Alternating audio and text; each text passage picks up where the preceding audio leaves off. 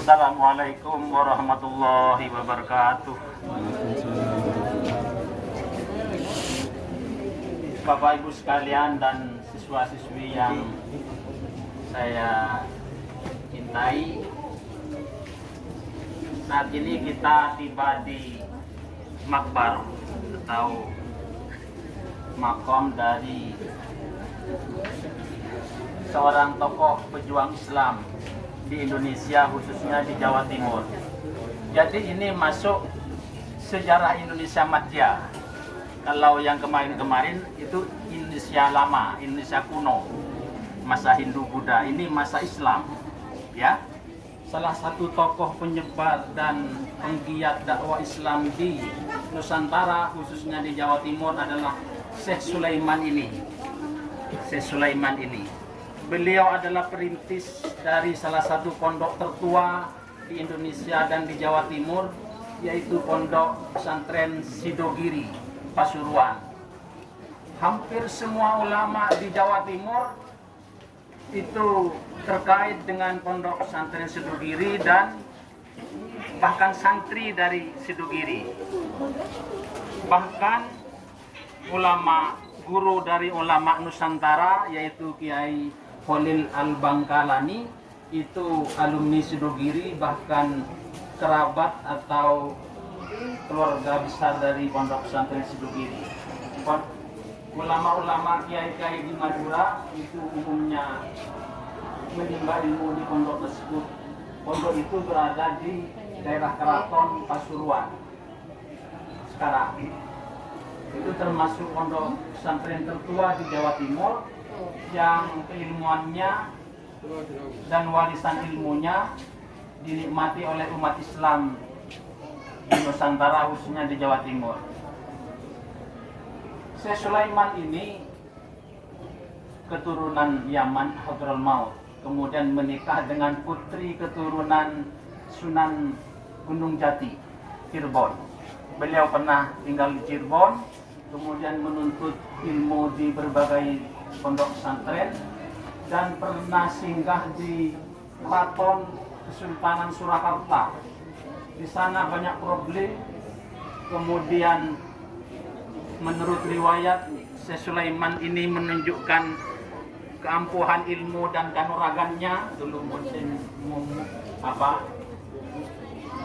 ada ilmu kanuragan yang diantaranya bambu-bambu yang menjadi alat bukti kehebatannya itu menjadi binatang-binatang yang ada di kebun binatang dan di Keraton Solo, ya.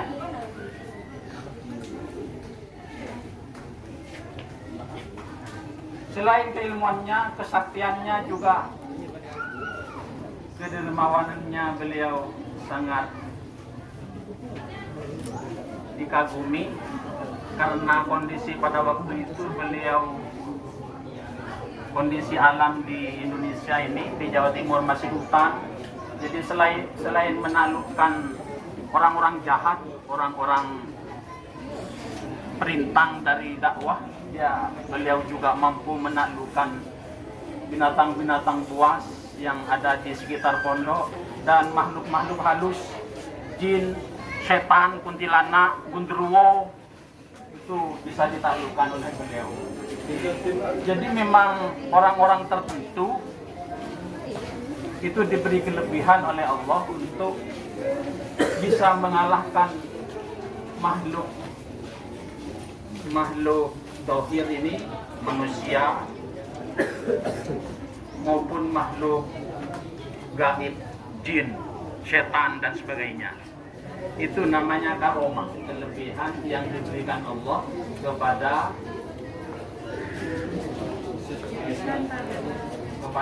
Syekh Sulaiman, kepada orang pilihannya, ya. Kalau kelebihan yang diberikan Allah kepada Nabi namanya mukjizat, ya.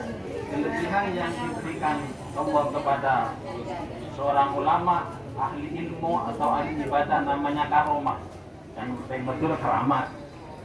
Mun banyak pamer keramat, tentu banyak ramai keramat.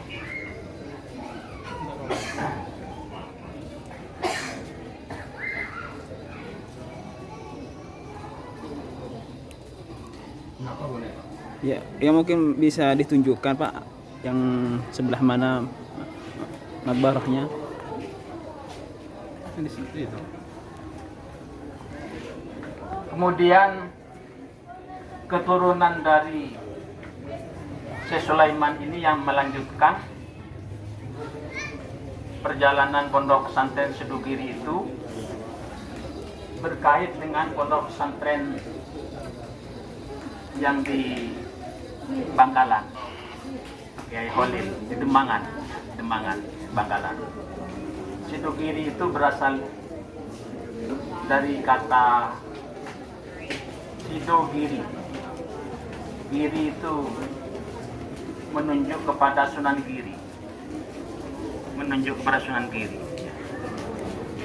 Karena ada terkait kerabat di sana. Syekh Sulaiman ini belajar di berbagai ulama terdahulu, juga termasuk Sunan Ampel. Beliau muridnya Sunan Ampel di Surabaya.